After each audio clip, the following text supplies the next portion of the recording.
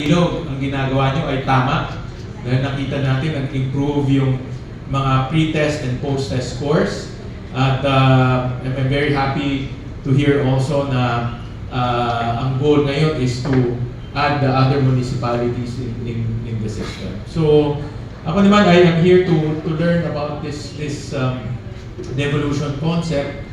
Marami pa akong tanong at para ma-process namin kung kaya namin i-scale up to, or kaya namin, o part ng recommendation namin in EDCO is to scale it up nationwide with the proof of concept of Iloilo. Kasi in the whole 80 ilang provinces ba tayo? 82 provinces, Iloilo lang talaga ang may ganito eh. This devolution is unique to Iloilo province. And the embrace of education is really unique also in Iloilo province. I've gone to all the provinces in the Philippines. This is the only province where it fully embraced education as part of their mandate, and also making themselves accountable to education. Importante ang accountability.